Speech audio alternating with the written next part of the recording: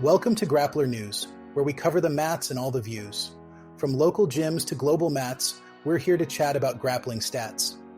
I'm your host, Steve Hamoen, ready to dive into the world where grapplers are known. So get your GI and settle in tight as we explore the art of the fight. Now let's jump into the final set, where the black belts show their might and get. At the 2024 IBJJF Pan No-Gi Championships, the stage is set for grappling magic. In the men's division, it's Devhonte Johnson from Unity facing Alehander Mariano from Ados with Unity. Devhonte is coming in strong and bold, while Mariano's on a mission to break the mold. Devhonte, known for his power and skill, conquered the bracket with a dominant will. He took down Martin Gonzalez and Igor Schneider, with a close semifinal that took him higher. A late takedown exchange sealed his fate as he moves to the finals, ready to create. Mariano, the smaller of the two, started with an upset that no one knew. Defeating the top-seeded Anthony Robinson, he made his mark and proved he's not done. With an arm triangle and a points victory, Mariano's run has been anything but ordinary. In the women's division, the excitement's real, with Elisabeth making a comeback appeal. After a year away, she's back on the scene, submitting opponents with a heel hook routine.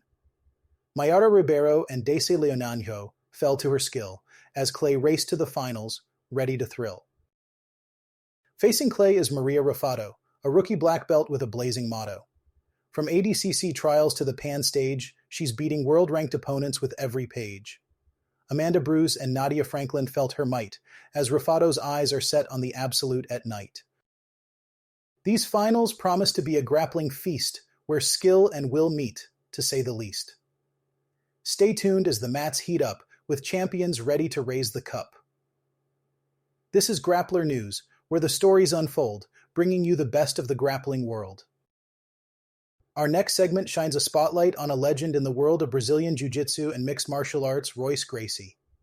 Known for his pioneering role in the Ultimate Fighting Championship, Gracie's insights into the relationship between Brazilian Jiu Jitsu and mixed martial arts continue to influence fighters and coaches today. Royce Gracie, a name synonymous with the early days of mixed martial arts, learned his craft directly from his father, Helio Gracie, a key figure in the development of Brazilian Jiu Jitsu. Royce carved his own path in combat sports, gaining fame as the winner of the original openweight mixed martial arts tournament at UFC 1. His victories at UFC 2 and UFC 4, along with his legendary draw against Ken Shamrock, cemented his status as a foundational figure in the sport. In a recent interview, Royce Gracie talked about how Brazilian Jiu Jitsu is used in modern mixed martial arts. He noted that while Brazilian Jiu Jitsu remains a fundamental skill, some coaches prioritize aggression over technique. He said, "A lot of the time, it's the influence of the coaches. The coaches tell the fighter, beat him up.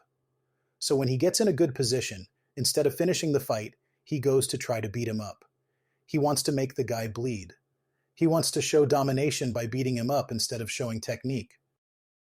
Gracie also spoke about the importance of Brazilian Jiu Jitsu practitioners transitioning to mixed martial arts. He believes it aligns with the original intent of Brazilian Jiu Jitsu as a self-defense art. He remarked, "Eventually, everyone should do it. The Jiu-Jitsu, the Gracie Jiu-Jitsu that my father created, wasn't for a tournament to score a point. It was for street self-defense. So at the end of the day, it's a fight. It's a self-defense style to defend yourself in a street situation. Fighting inside of a cage for the UFC or for an MMA show is just as close as you're going to get to a fight on the street."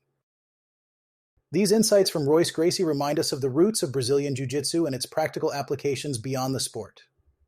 His perspective encourages practitioners to embrace the full spectrum of Brazilian Jiu Jitsu's potential, both in sport and as a means of self-defense.